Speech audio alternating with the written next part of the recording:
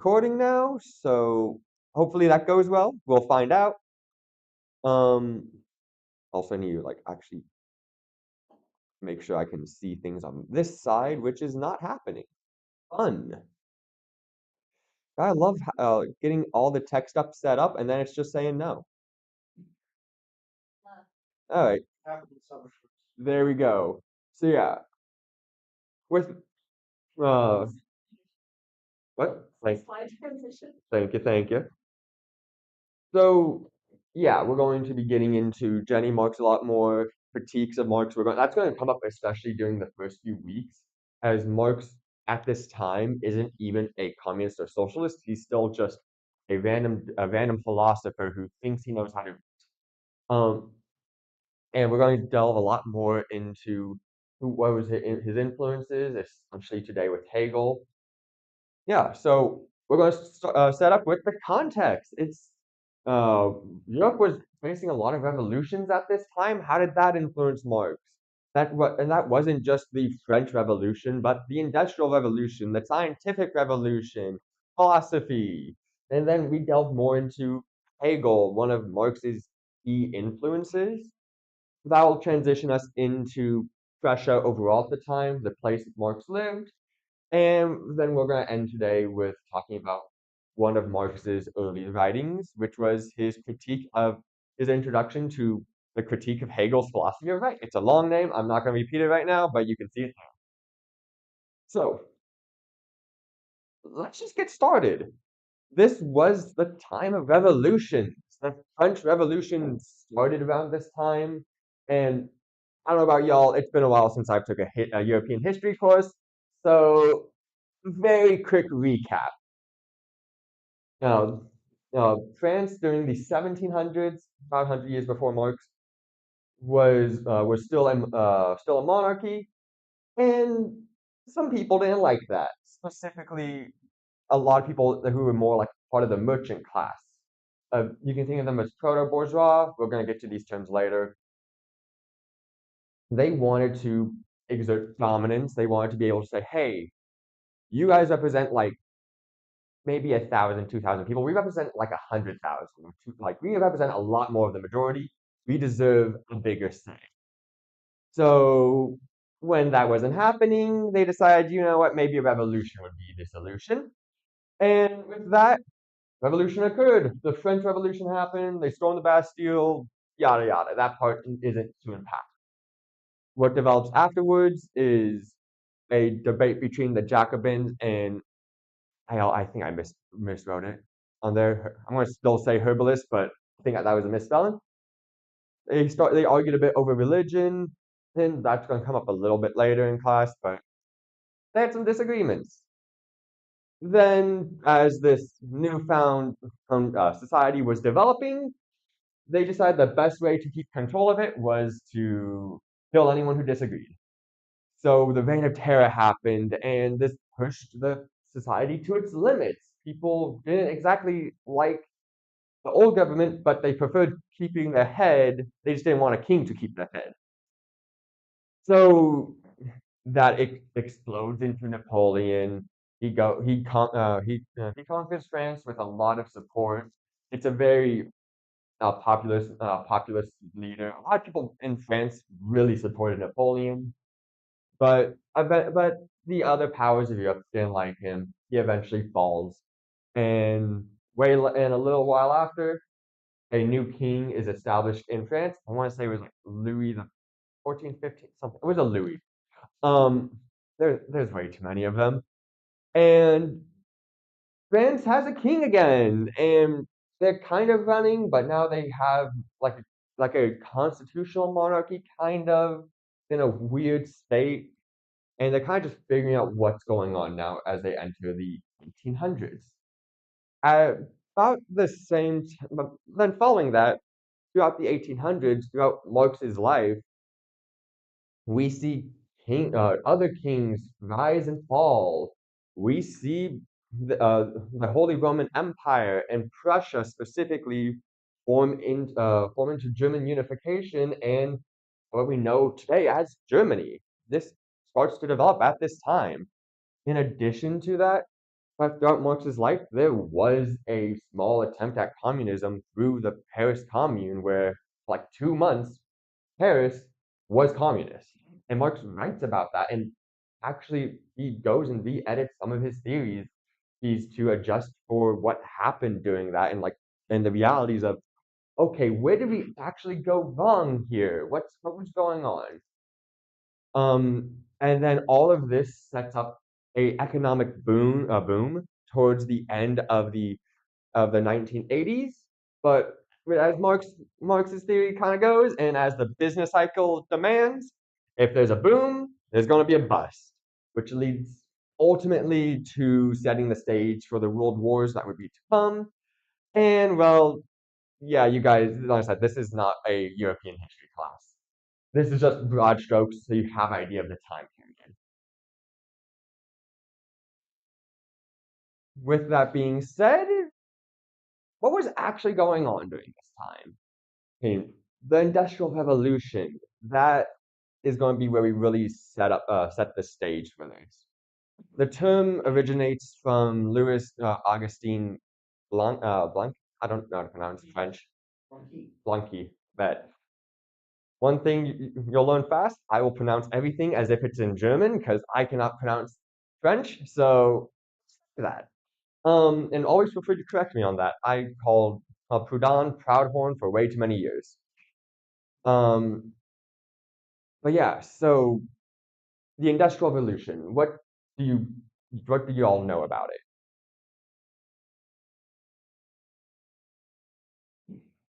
Any takers for this chance to yap? Come on.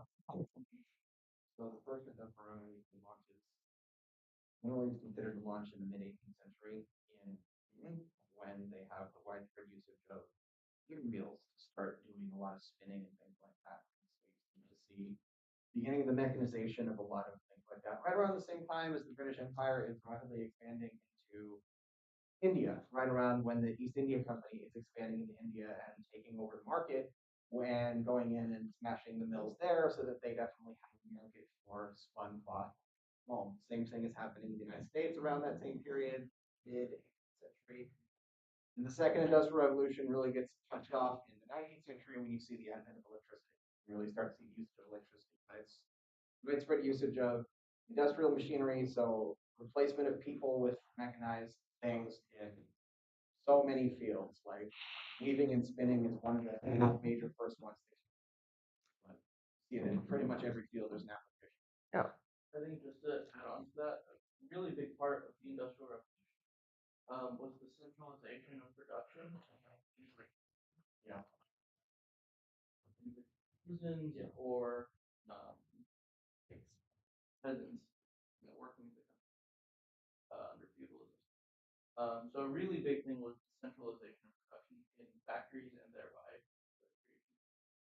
Yeah.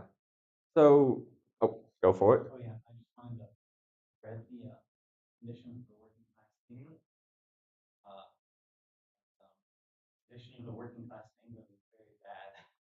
Yeah.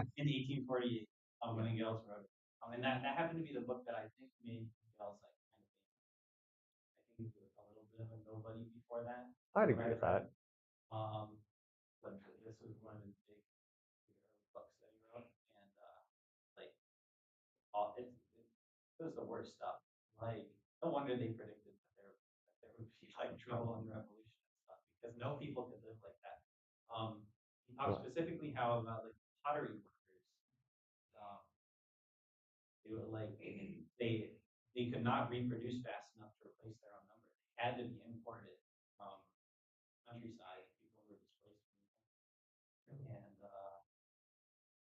Yeah.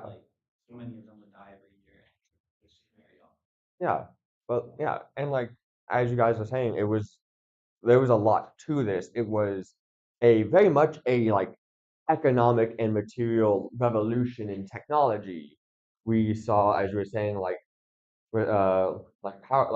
water wheels and like cotton gins and such flooding economic activity, drawing people away from rural areas into massive cities, leading to a lot of, well, just decay and rot within the cities because It's overcrowded, unclean, and well, they're going to pay you as low as they could.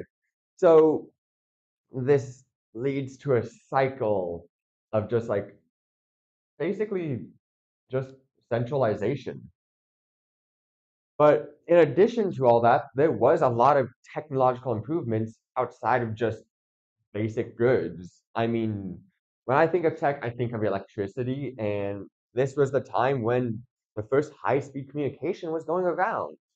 Suddenly, there was a telegraph. You could get a message across Europe or across America within minutes or hours. It didn't take weeks upon weeks.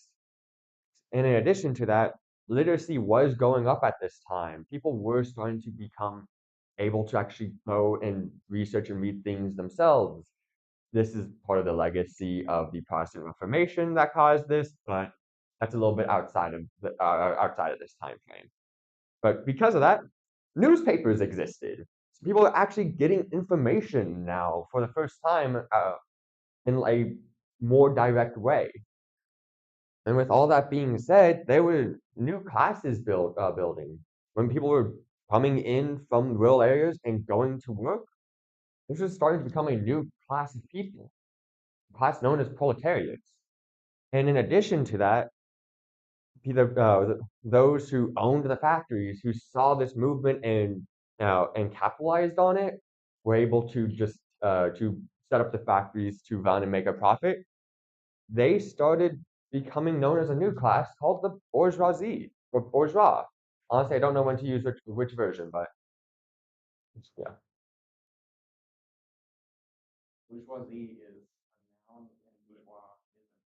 Thank you. That does help a lot because I can always type it right when I'm texting someone, but I'm like, why do I use this one here and this one here?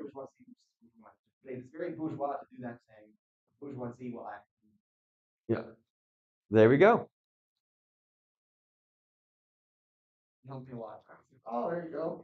Yeah. Honestly, what helped for me, it took me the longest time to learn how to spell bourgeoisie because it's French.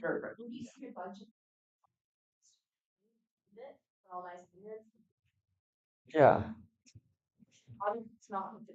No, auto hasn't come up for me. I just learned how to just took Borgio.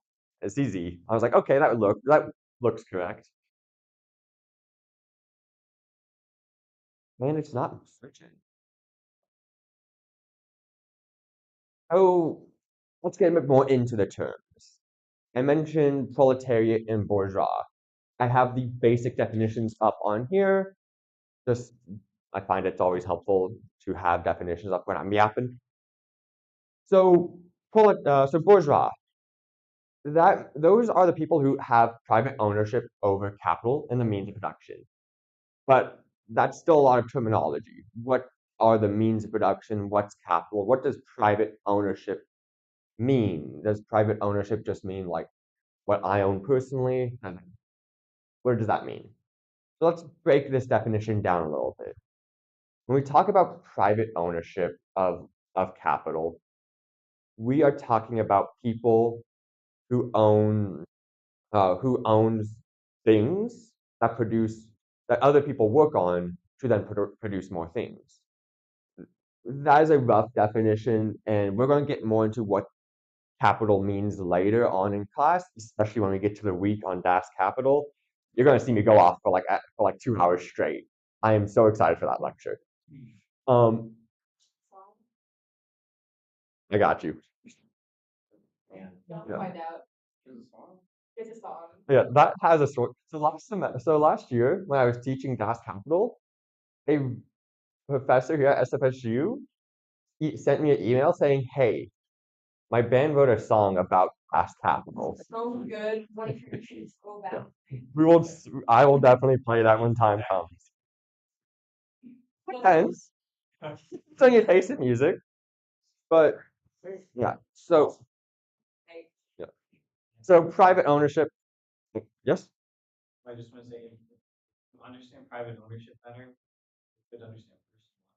Yeah, and yeah, and we'll get to that more when we get to like the weeks on it. These terms, I'm just throwing them up now to have a basic understanding. This doesn't really get developed until I want to say just want to say we start getting into it week 4 or 5-ish, but this is more.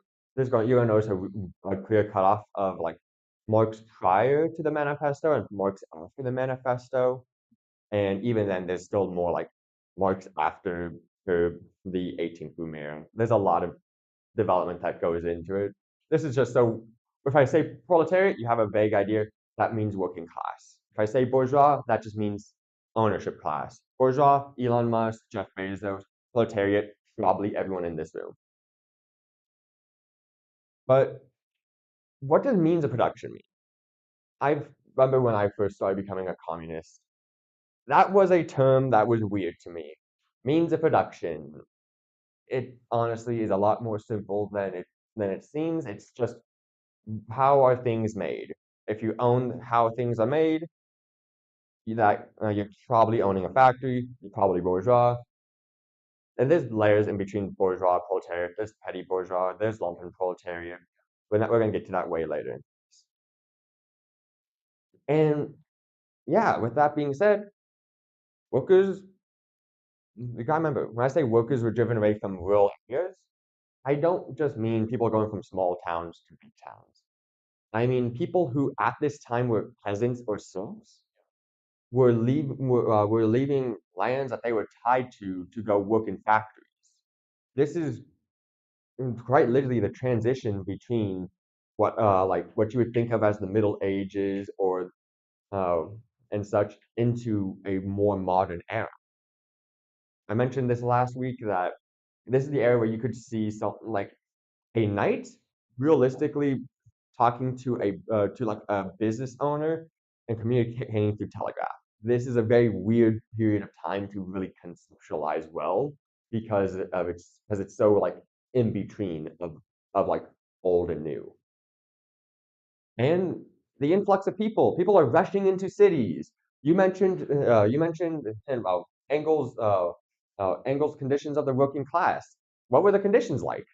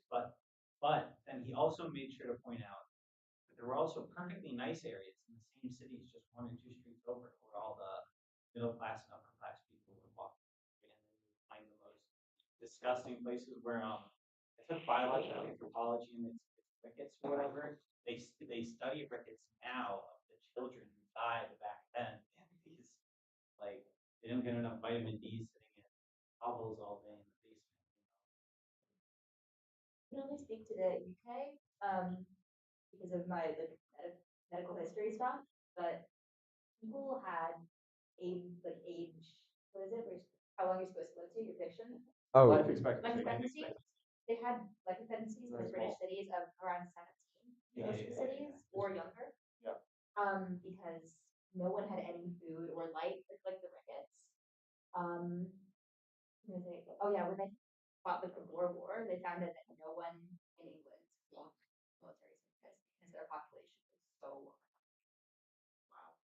yeah,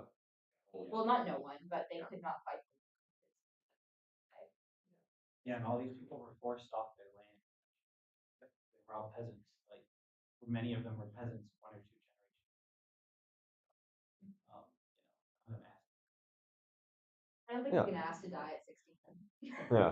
I mean, you can ask. It just might not be a good idea. Yeah, but yeah, but with this, people weren't just sitting around waiting to die. There were people actively trying to organize and such.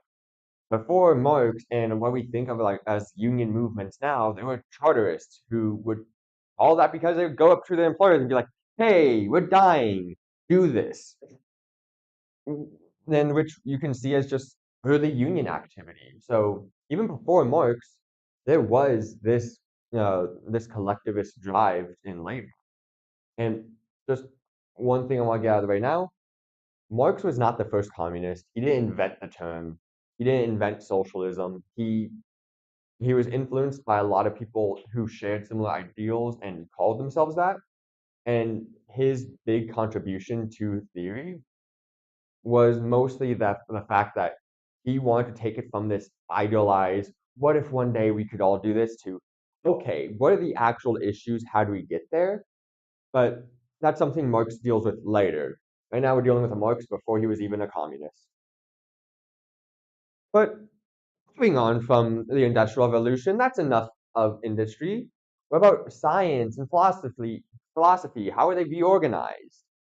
This was also this age of revolutions wasn't just physical, but mental and scientific. The uh, the scientific revolution specifically started around the 1800s. It's always hard to put an exact date on these types of things, but it fascinated Marx. I mean, all throughout his life, he was very into technology. During, I want to say, like the 1848 World's Fair in London, dude was so excited by the trains and such there. Like he anything to do with tech, he hated automation in the way that it's like hurting the laborers and such. But he really found the machines fun and funky. So yeah. So in addition to that, he didn't just stay with like very physical tech, but also there was a growth of new discoveries in biology. The Origin of Species by Charles Darwin came out, and Charles Darwin was one of Marx's favorite authors. And a little side note of no, that's fair, yeah. Yeah, no, all of Marx's influences were horrible writers. So Marx kind of just took in that tradition of not knowing how to write. Yeah, it's really good for that. And also, you know, should just be my reason for my misspellings is Marx was bad at it. There we go. But yeah, I need to go back out. But with the origins of species and such, little side note I just want to mention, because sometimes it'll come up that because of that work, social Darwinism would develop. And with Marx being so influenced by Charles Darwin, some people will make a connection there. But social Darwinism didn't really develop till close to the end, if not after Marx's life. There's a lot of things like that where people might try to tie it to Marx in a weird way when it was something he just never dealt with. Yeah, honestly, I can't say for sure where Marx would land on social Darwinism. I had to assume he'd probably just talk about how it's going to be exploited by employers, but that's basically what Marx says about everything. So social Darwinism, yeah, briefly, I had to do an entire presentation on eugenics, so I got this.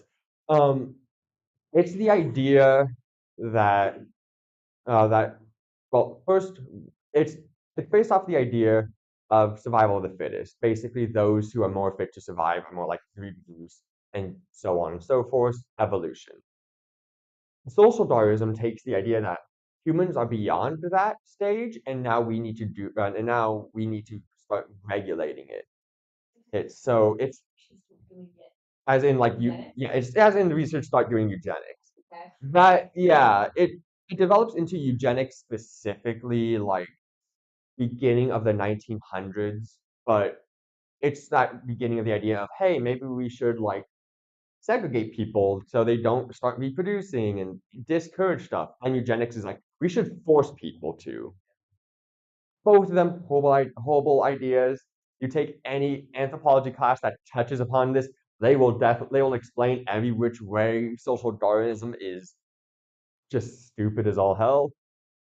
But it's important to mention here just because since Charles Darwin influenced Marx and also influenced this movement, sometimes people will try to connect Marx to it, which just is a false comparison. But like I was saying earlier, during this time with the reorganization of science and philosophy, there was bountiful new ideas about politics. The French Revolution occurred, and all these things happened. People were trying to figure out what happened. And so early anarchists came about, Bakunin and other ones that I can't think of the name of. how communists started to form and socialists. The terms were kind of independent at the time, and you could just trade between one or the other. For the in these the social sciences developed, and specifically sociology, anthropology, psychology, and political economics. And the reason why I'm mentioning those four specifically. So sociology and anthropology, y'all ever take a class learning about the theories, Marx is going to come up. He was a big influence in those fields. Psychology is important to come up just because people are now starting to think a lot more about the individual and how like the brain works specifically and influences there. And then political economics, I bring that up not because you'll learn about Marx that much in political economic classes, but because one of Marx's most impactful works, Das Kapital, has a subtitle, A Critique of Political Economics, and it's a systematic attack of capitalism, which I would say is still valuable to this day, but is often one of his most ignored works, I feel like, within academia. So all other fields, ignoring psychology, he touches upon, he affects, he really delves into, and between him and Engels, they do a lot of research on people in that field. I mean, Engels basically was an armchair anthropologist. He loved researching about how people work from different cultures and such. It was also early anthropology, so he didn't have the best ideas around that, but he tried his best. We'll get into that more later on. But in addition to that, philosophy, the study, the thinking about what is true became prominent during this period. Immanuel Kant was being debated. It, specifically around what was truth, how could you do things? I honestly don't know Kant that well, so someone correct me. This is an offer. Kant, Immanuel Kant, he was a philosopher in, I want to say 17, 1800s-ish. No. Uh, yeah. If anyone's going to know Kant, it's going to be you.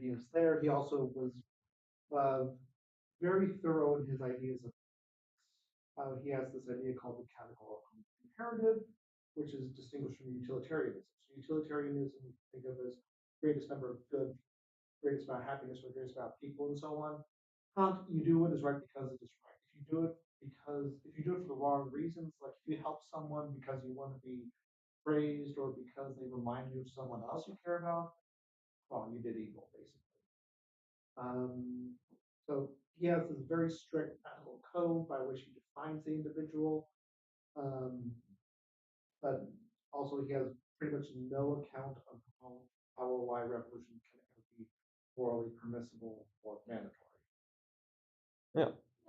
Yeah, that. Like I said, I don't know Kant too well. That's why I encourage discussion in this class. You're good, no worries. But yeah, honestly, this is why I encourage discussion in this class is because it allows me to like flesh out a lot of things like that. Like Kant was a key influence, and I don't know much about Kant. But the thing is, Marx, he didn't really delve too much into Kant as like as an arguing against him. He delved a lot more into Hegel and Hegel's versions of dialectics. if this will switch.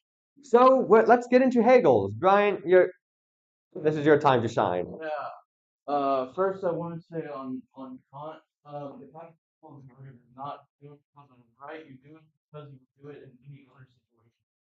Um, this is why it made it so difficult for him to reconcile his support for evolution, because he believes that violence must be justifiable in every possible situation, but he could not justify the French Revolution's use of the guillotine. Um, now, Hegel. Hegel was born August 27th, 1770 in Germany. Germany at this point was still the Holy Roman Empire and had not yet reunified. Um, that is 19 years before, 18 years and 11 months before the French Revolution. Um, and it was the tail end of the Enlightenment. Um, he was one of the most important and influential German philosophers of his time, and really of all time, and was one of the most influential within German idealism. And he developed what is now known as dialectical idealism. Um, and one of Hegel's most famous contributions to philosophy and German idealism was the master-slave dialectic, which appears as a narrative within the phenomenology of the spirit, in which he describes two conscious individuals developing self-consciousness through their recognition and struggle with each other. Um, now, what separates Hegel's idea of dialectics, which is ideas in struggle um, or ideas in conflict, uh, what differs it and separates it from Marx's conception of dialectics is that it begins in the abstract. It begins with ideas rather than material reality. Um, this is part of Marx's critique of Hegel, in that Hegel is only interested in ideas. He's not interested in the real world, which is what led Hegel to believe that Napoleon was the embodiment of the world spirit and would bring the end of history. And the end of history would be essentially Napoleonic style liberalism. Um, This is why I love standing up here. Is just seeing the reactions when things are said, especially with you, because like philosophy. It is so fun just watching you like oh, and you wanting to argue Hegel immediately. yeah. Um, yeah, he really liked Napoleon. Um, I think another big thing would be his idea of the end of history, which would be that there's no more struggle, there's no more change, history has ended, nothing else will change afterwards. Now Marx would criticize his idea that the end of history came with Napoleon. Lots of changes happened after Napoleon, and in fact, there was a great reaction to Napoleon trying to spread essentially any sort of reactionary version of his the French Revolution to the rest of Europe. There was a great deal of reaction, including the rise of conservative nationalism that would eventually lead to the unification of Germany. Um, yeah. Yeah, yeah. Hegel.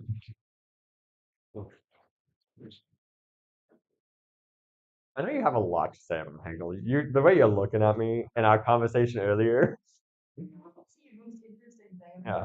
Usually I don't call out students, but I'll call out you. I mean, there's a lot of mechanics of legal, and I, most of what I get, like I've told you before, comes from Charles Taylor. He had to finish it, it's over 500 pages. But one thing that I can think of anything else I might just to this because this was very well said, and um, is my understanding Hegel was also trying to synthesize, if you will, two other strains in Europe at that time. One which was for Kant and so on, and Kant's idea of ethics. Actually, I'm going to go with yeah. I'm going to keep it to two, not three. So Kant's idea of ethics, which was itself also an extension of the Enlightenment, very so and wrapped up in so you could say of the Enlightenment was one of those traditions. The Enlightenment with its emphasis on instrumental reason and so on, but he was also trying to bring in the ideals of the conclusion, namely Romanticism. And Romanticism is very much about seeking the overcoming of contradictions, because Romanticism largely came about because it felt like the Enlightenment for all the cool things that was largely brought about by separating well, it, it was the extension of the subject object dichotomy. So there was a separation of human beings from nature, there was a separation of people from each other, people from society, people from material. Society as a whole from nature, and like and romanticism wanted to see there was some way to bring that all back together in some way. Hegel was trying to figure out how can you do that? How can you seek the reconciliation of these things while also keeping the individual in some way as formulated? Sure. Yeah, what he said. Um, See, this is why I love having a supportive environment where I have a TA and then I have a philosophy nerd. It works out so. The rest of us get jobs eventually. What? The rest of us get jobs when it is. I mean, if you want one, just talk to me about your special interest, and I'll be like, ooh, you can help me with this slide. I will 100% do that. It doesn't require us. You're non-conforming, okay, my friend? You're non-conforming. That Vicious, I know you're outside this class, but drawing volts, I have to keep my mouth shut. There we go. So, yeah, that's all sets the stage for Prussia during the 19th century. 19th century being the 1800s. Just sometimes I get confused with that, so got it. Good, cool. With Prussia, they were interesting. France, the UK, all these other countries were starting to become industrialized, become capitalist. Prussia was still a feudal backwater. So, well, uh, the UK and France is becoming high tech, having all these amazing things going on.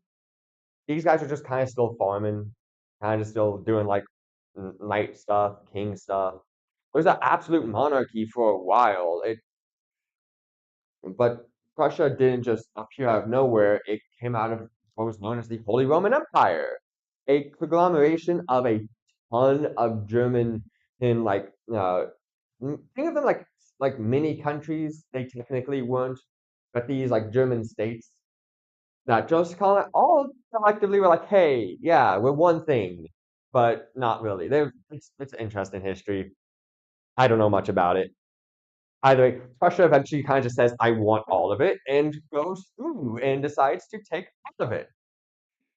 So, so with Prussia then dominating and set on trying to unify these German states, this, well, becomes Prussia. And with that, there was an absolute monarchy. So what the king says goes, divine right of kings, that stuff. Worked up until the 1848, when there were some revolutions there, and the king was like, hey, I saw what y'all did in France. I don't want that to happen to me. I'll give some concessions. It doesn't become a democracy at that point. It just becomes a less totalitarian regime, basically. So take that as you will. It wasn't the best, but got better. However, in Prussia, there was this constant fight for democracy. There was this fight for, hey, we should have these rights, we should have these ideals. And this, honestly, part of it fueled like some German idealism. What what authors such as Marx and many others at that time in like 1800s Prussia thought was France, they have a great military, they have these like a great political system. They're doing something well there. The UK, they have this economic boom. They're becoming rich and wealthy. They have something going on there. Russia, they're like, we have philosophers. That's our strength. Is philosophy, which which Marx believes is what influences the other countries at this time. I keep saying at this time because Marx really changes his views throughout his life. A lot of his stances now are going to be kind of weak, kind of mixed. Expect like Marx to kind of contradict himself later in this course. And with that being said, Prussia was predominantly a Protestant country. So, I mean, which makes sense. If you've heard of Martin Luther and the 19 Theses, going and nailing it onto a church door and creating this Protestant Reformation, that starts in effectively what becomes Prussia. So there's this history of a Protestant state and this religious state too.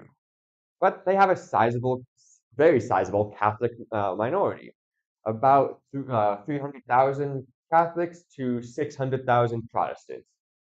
So there's pockets where there's a lot of Protestants, and then every other religion, severe minority. We'll get more into that in a moment. Actually, I just looked up a statistic. They were like, I'm surprised they had like census data at that time. That was like pretty accurate. There were 8 Muslims in the entire country. I just found that really interesting because I'm like, what? Yeah, like why did that? Why did they feel safe enough to reveal that? And like, I feel like that just had to be like a family. Like that is such a specific number. I kind of want to know who they were in their history, but that's a side tangent. But let's get a bit more into the context of Marx and his life. We're building up this grand story, and there's this quote from A Will to Win that I think really just encapsulates his life. Marx was born 3 years after the fall of Napoleon. When he was 7, the first trains rolled on rails, and by 30, European revolutions broke out all over. At 40, Charles Darwin's Epoch, which bears his Origins on Species, he was published. Marx saw capitalism's booms and busts, saw it break apart and create wealth. Before he died, there was telephones and light bulbs. But the First World War, the Soviet Union, all that still laid far off away from Marx. So his life is really at this pivotal change of like old and new. I just really want to emphasize that for y'all.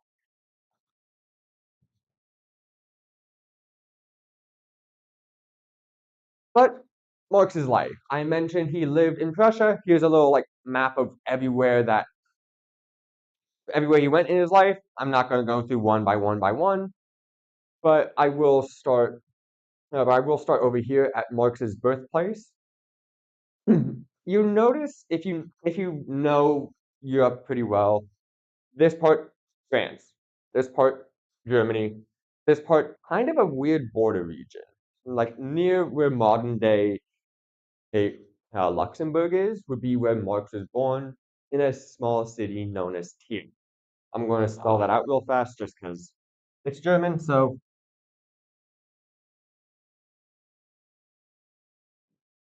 probably misspelled it, but that's a close enough. Um, Barely sounds German to me. yeah, you are correct. I said Trier and I put Trier. Yeah. Oh,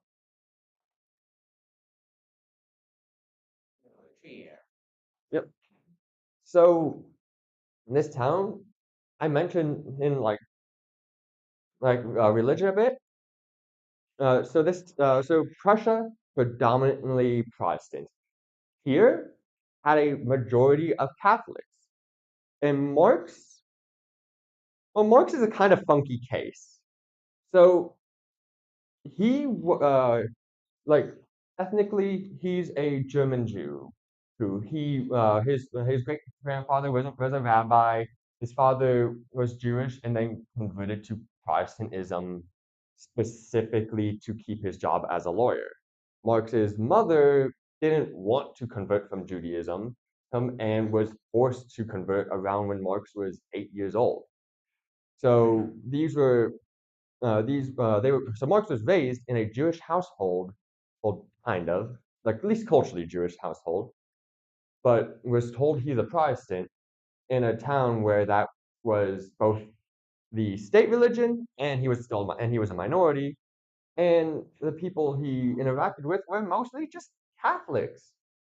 He started to build a relationship specifically with this one family, the Westphalians.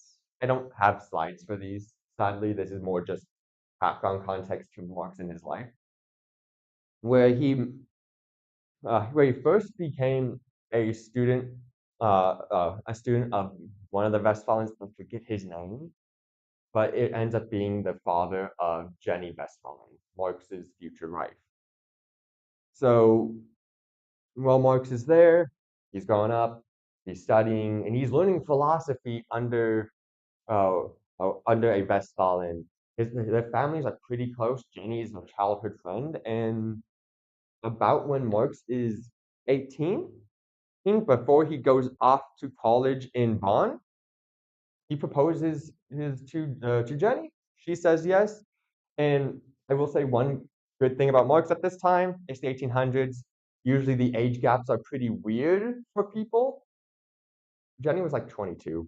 It was actually a pretty decent age gap. I just feel like that's important for this period of history to mention, because yeah, I mean, Marx's main influence, Charles Darwin, married his cousin, so I count Marx as having a step up there.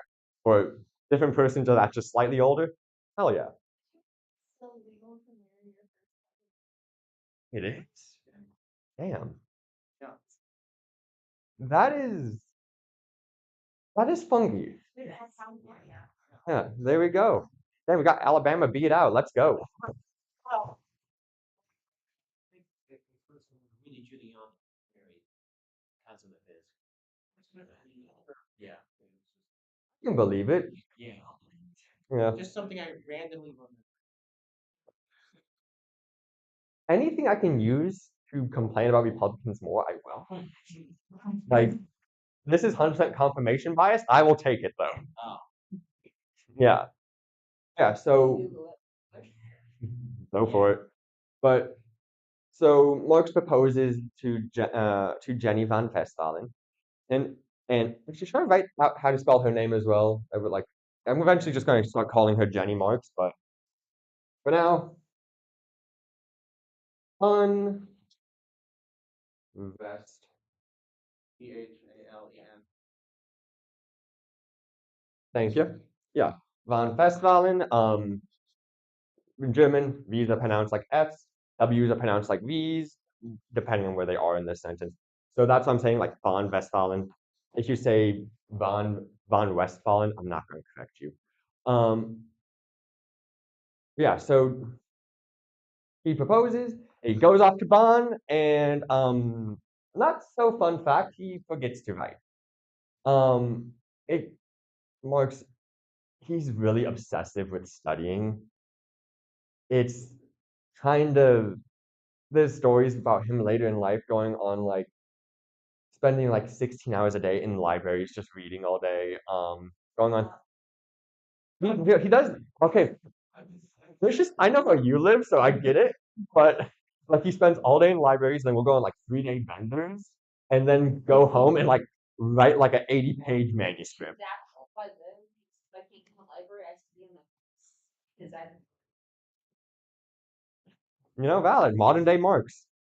Heck yeah. I don't know if I can play that yet. Yeah. Give it like yeah. Give it a little bit. We are looking at a very just looking. Yeah. Okay, so start thinking about stuff. Yeah, I mean, like, I'm not necessarily against revolution, so, take it as you will. I am teaching a class on Marx, so I might be biased. I'll But- teach fencing next year if anyone's really interested. There we go. Teach fencing and hand-to-hand combat next year. There we go. We'll have the leftist defense class. But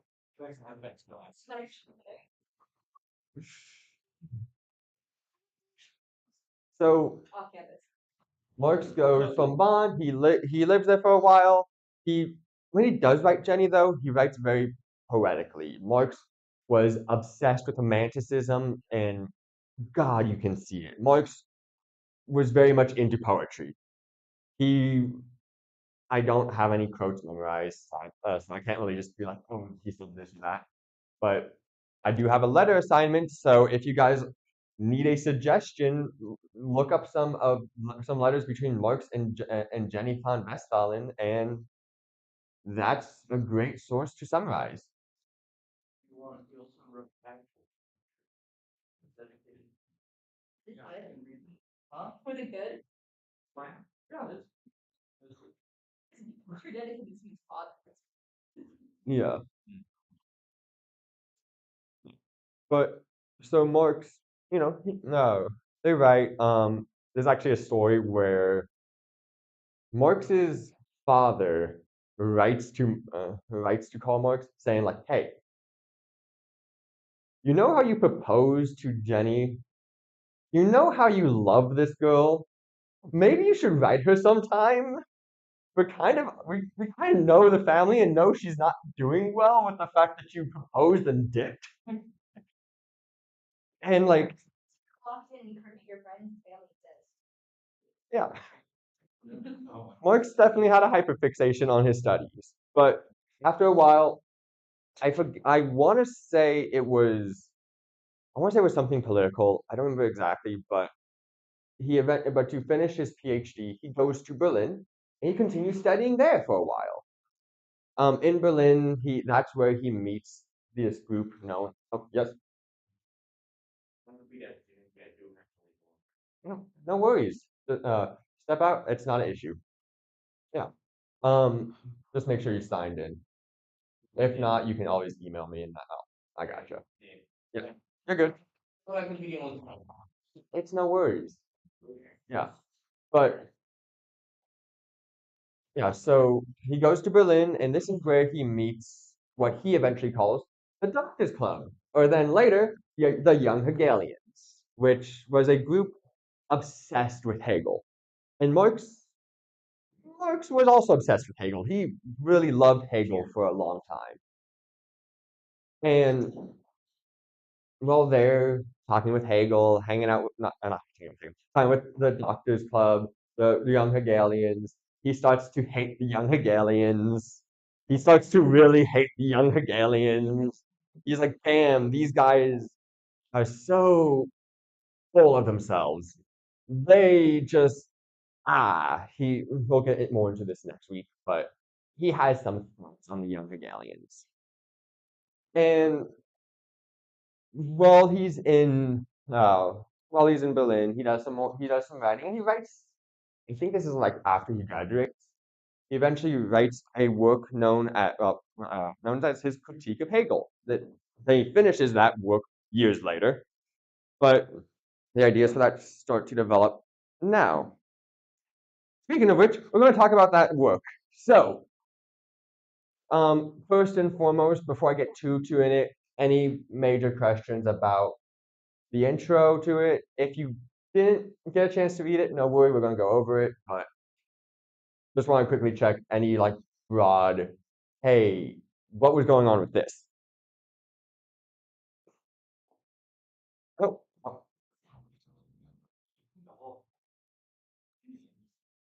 yeah. yeah, that's fair. My car master. Something. I like you want to go push a little bit. Kind of the second half. Yeah, The first half he was talking about really enjoyed. yeah. So in the first half, he's really talking a lot about religion and the state. Now, we're going to get into a more full discussion about Marx and religion next week, but we are going to have to talk a bit now because he introduces religion a lot now. But in the first half, he's more or less contending what is religion's role within states? Is religion a requirement of the state? He fleshes this out a lot more on the Jewish question, which we'll get into next week. Also, scary title, not a, like I promise.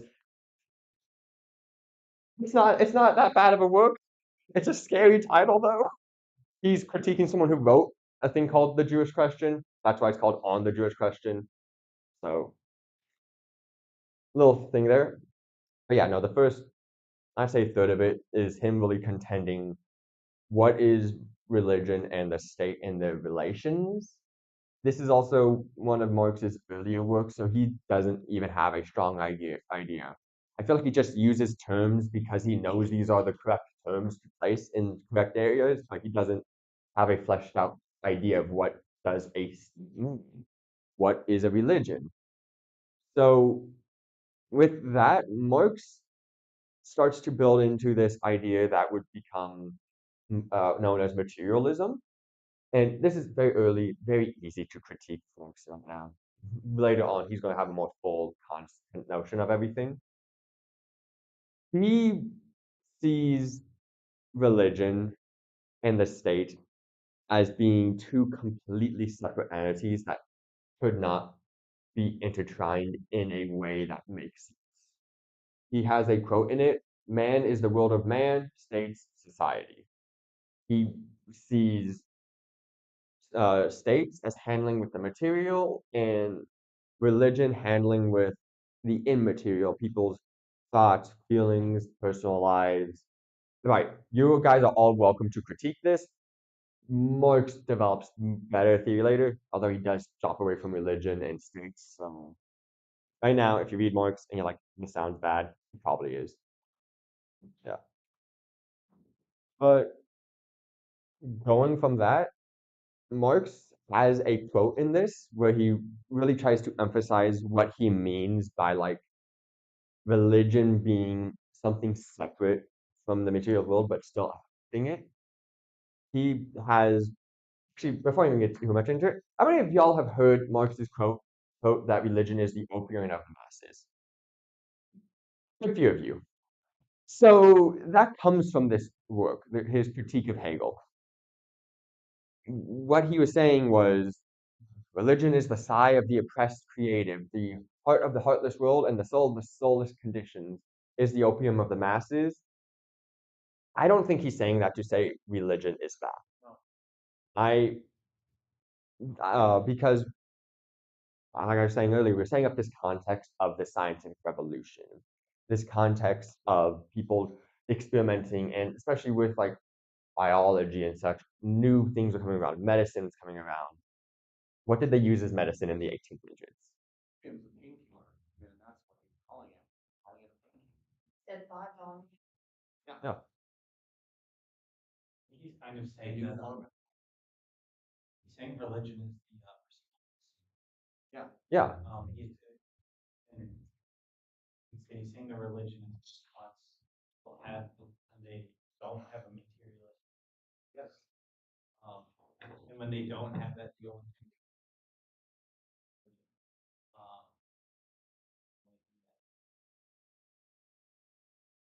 Yeah. helps you deal with it.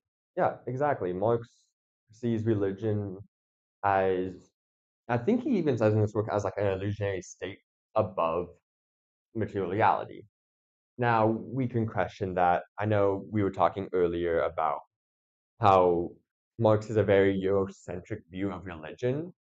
And yeah, I mean, we just mentioned some of his religious influences was Judaism and Christianity.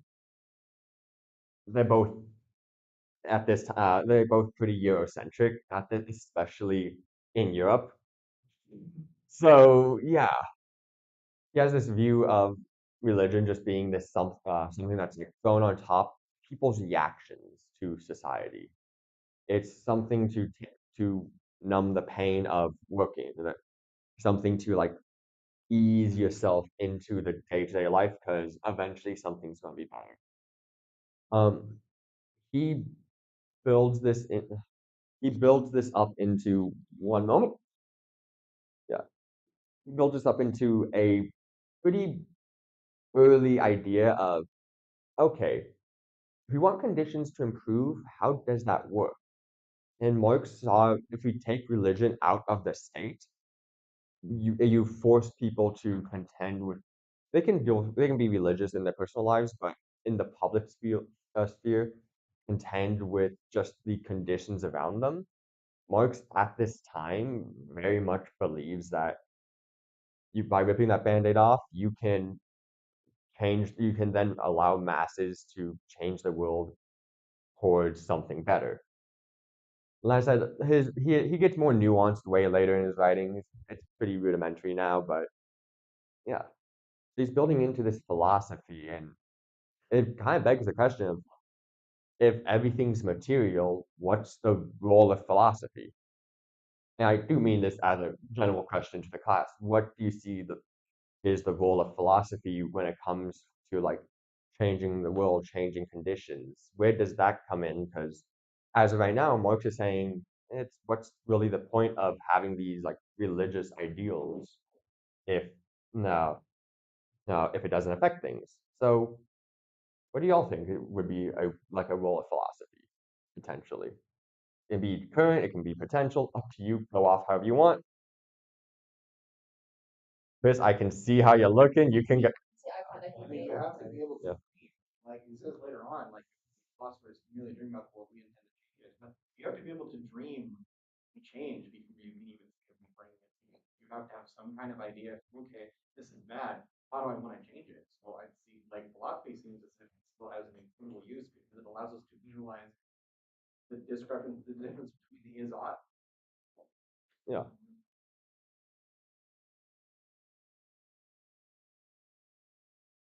Like, You go for it. I'm sorry, anyway, You're good. that's why I'm not actually making progress. Doing my best to represent our. Yeah, I was thinking it was just because you graduated already. So philosophy is such a wide net of like things that fall under it.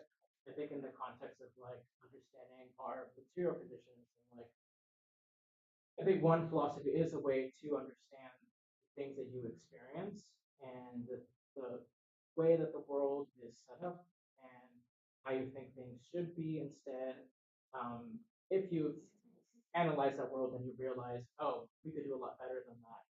But I don't know. One thing that I've been kind of trying to work on in my own like developing my own philosophy is kind of trying not to see the material world and so-called like religion or idealism or whatever as things that are separate from one another. I think that these things are already intrinsically connected together.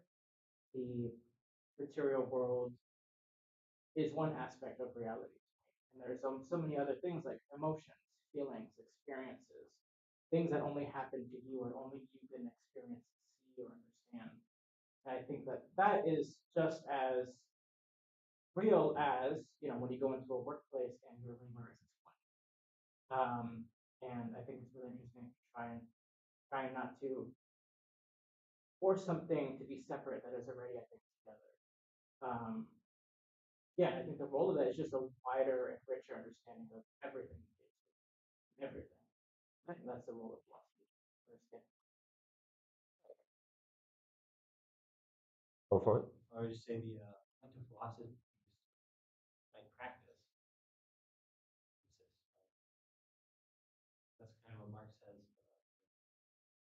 Philosophers need to change. Yeah. Yeah. It's just the guiding thought.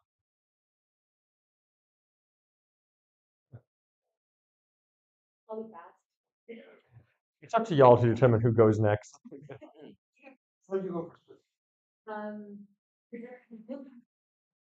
I guess in my own experience of philosophy, it's like a separate stuff to create the like equations and arguments that aren't sort of logical based. Kind of like how in economics we have to like make the like distinctions and equations for how things work. Philosophy tells us like why.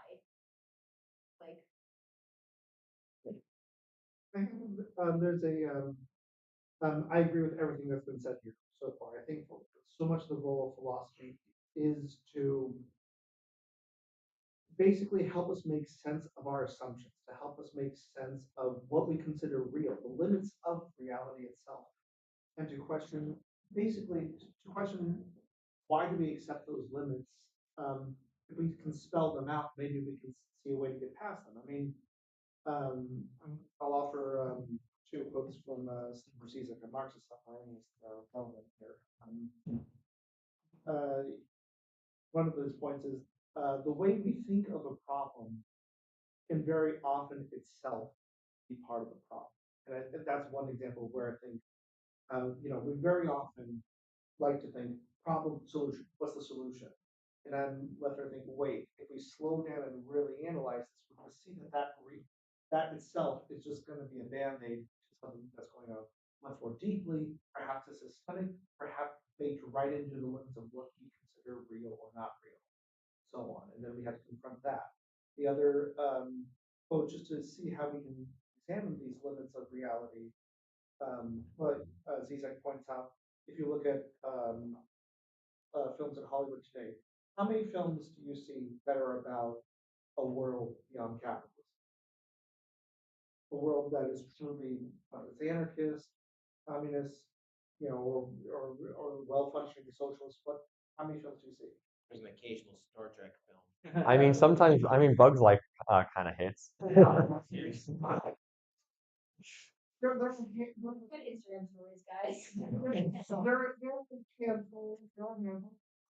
Let me ask you, how many films do you see about the end of the world? Yeah. I mean, we want us to watch Oppenheimer after this class, so. No, I was not. Again, there's an occasional Star Trek film. Need to get more story. Yeah. It's a deeply philosophical film because it has to do with humorism, which I think is something we still need to do even today. We can't just ignore that feeling gnawing at us. We have to give it expression and figure out how to incorporate it into our sense of reality without letting it submerge us entirely. Yeah. No, you keep talking. I'm Oh. after. Okay, The final quote from Zizek is, "It is easier to imagine the end of the world than the end of capitalism." So, do you want? You had a point, so I'm just waiting. How many do you make a point? Yeah, I want to make sure before I go off. What I forgot what I was gonna say, but what Chris was saying makes sense because I don't want to be doing the thinking it out.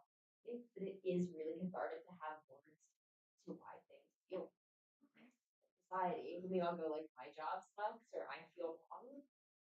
Someone out there has like made like a little reason why and like solutions to what we could do. Yeah. Nifty. So, with that being said, there's something in. It sounds like most of you guys are saying that the point of philosophy is to guide practice and practice. So, with that being said, why Marx also, I think he agrees. I mean, philosophers have only interpreted the world. The point is to change it, which he says in his like theses on Feuerbach. I think it's either that one or the 18th Brumaire, one of the two. Either way, and even here we see early forms of that with you cannot abolish philosophy without making it reality. So, we're going to get to that in just a second. Actually, I'll get to that now. Marx there is saying if you want to end a philosophy, it has to just be the way things exist. I feel like that's what I get out of that. But here's my question then is he wants to do away with state religion and such. But he also has this belief that you can't get rid of philosophy without somehow implementing it, which to me kind of contradicts himself a little bit because religious philosophy is a big part of religion. So he has this weird like two sides of this of argument that just contradict, not so much in a dialectical way, in my opinion. It's not like he's trying to synthesize here. I think he just made a little fuck up. Go off, Chris. Hey, I think I'm going to guess here that this is also where he's just taking much from Hegel. Hegel also has this idea of the constant idea, and I don't think much of it. But Hegel does have as part of his dialectic that he's like, what's his first? I think it's religion, then art, then philosophy, or maybe the first two in reverse order. But supposedly, religion is supposed to just be like a prior form of philosophy that just drops out once you get to proper philosophy and the Prussian state at the end of history. Yeah, And that very much could be Marx was wedded to a lot of things Hegel was doing. Even in his critique of Hegel, he still is very much like Hegel's good. Here's where Hegel just needs to improve a little. So yeah, that is most likely his reasoning as well. He's like, it's now been made reality through a state, so now it's time to do away with it. That to me seems a bit little weak, and we'll get more into that later on. But yeah, and when he says all this, he also is seeing Prussia and this like German ideal as being something that has influence over other countries. Like over the French Revolution, he says that's because the Germans over here came up with those ideas. With what's going on in England, he's like, it's because of us. He has this really big like a lot of things are coming out of Prussia and Germany, but isn't affecting themselves, only affecting other places. And he is also calling he's like we need to progress. All these other places are progressing through higher stages of society, which I personally disagree with the whole like stage theory of society, but Marx is very wedded to that idea where you have to go from one stage to the next. Right now, the feudalist, he's like, we need to now move to a capitalistic stage. He very strongly believes that this point in his life, and you can argue up until the end of his life, he wants to see capitalism dominates, so socialism can dominate, which we'll get more into later on when this starts to get further like touched upon and like argued with Marx. But he has this stage idea, and he doesn't even think of socialism here. He doesn't think of communism here. He's thinking we're still a monarchy, and everywhere else is doing better than us. He wants to move forward, have this political emancipation of the people from being serfs to being citizens. And yeah,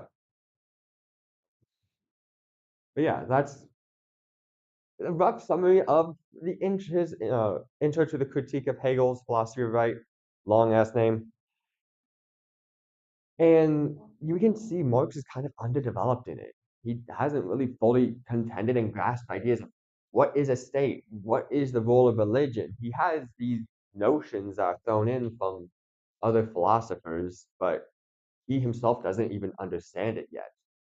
He will, he'll understand it more in time, but like religion drops out pretty quickly for him, and then state exists in the background, but is not something fully really explored by him, and later becomes more explored by Lenin long after Marx's death. So these are some ideas where he thought about it, but he never really contended with. So with that all being said, and this kind of goes back to our discussion a moment ago, what is the role of religion within philosophy? What's the role of philosophy? Just kind of tell me your thoughts from today. Anything you want to talk about? I'm opening the floor to y'all. Go on, Chris. Well, I think the first question we did before we start the question is what do we mean by religion? What do we mean by that? Yeah. I have thoughts. I mean,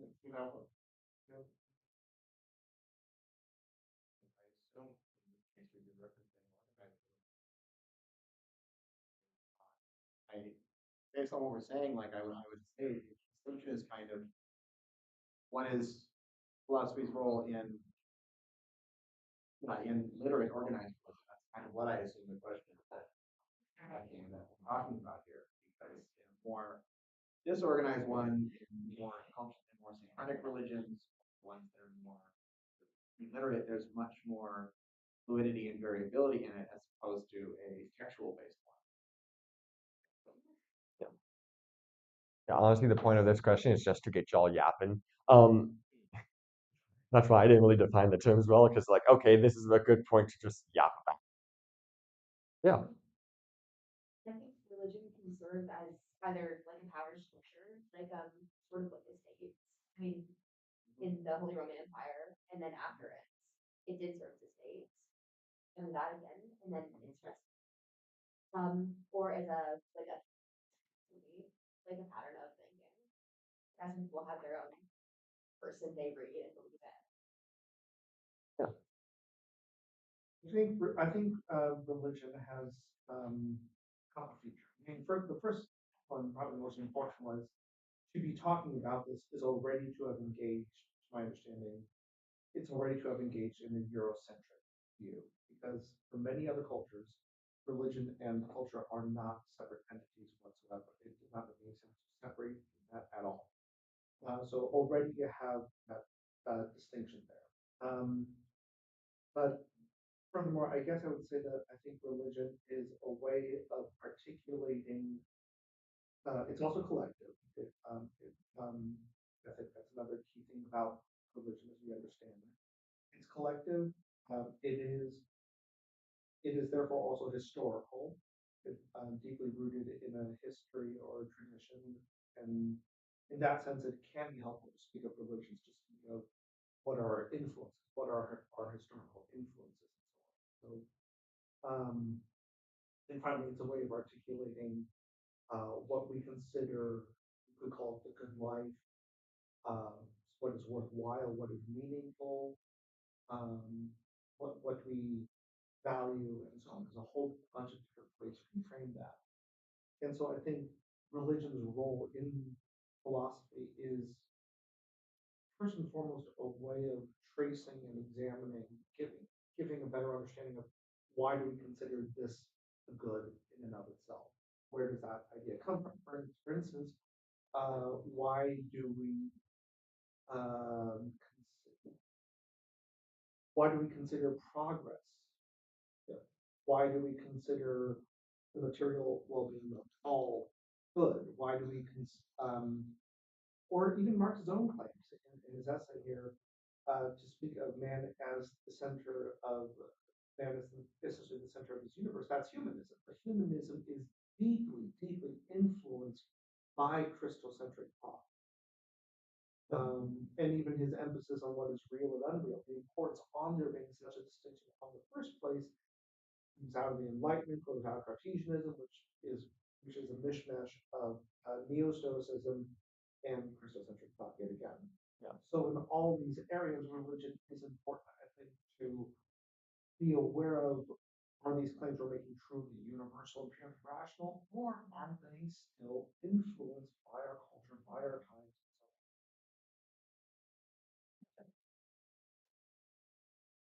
Go off, Ethan. I think religion is the answer. Yeah. Why do we live? Like everybody asks that, right? Yeah. Humans have always asked that, and we know that. And religion gives people a guiding thought, and so does culture and many other things. And so, but then philosophy is a materialist religion in that way, because philosophy can also give you why, what to do, like a guiding thought. So socialist philosophies that kind of potentially be an evolution of religion, or like they're like subcategories of the same thing. Why? Yeah. Reason. Yeah, and like we're gonna get more into religion next week a lot. So next week we're going over On the Jewish Question by Karl Marx, which is his response to the Jewish Question by Bruno Bauner. It's an interesting read. He delves a lot into ideas of the state. It's about 10,000 words. Should take you an hour or two to read if you do read it. Recommend doing it, but as usual, if you've taken my classes before, I recommend for you guys to read the required readings. I'm not testing you on it. We go over it in class and we discuss it. So it's helpful for context, not strictly required, but good. On top of that, we're going to go over the last little bit of Marx's time in college, his breakaway from the young Hegelians there, and him and Jenny having to flee to Paris. In addition to all that, well, there's not much more to say in addition to all that. We're just talking about religion next class, and we're going to start now seeing Marx develop a bit more into himself. And by week 4, that's when we're really going to start. Marx really starts to develop his theories. But yeah, that's the class for this week.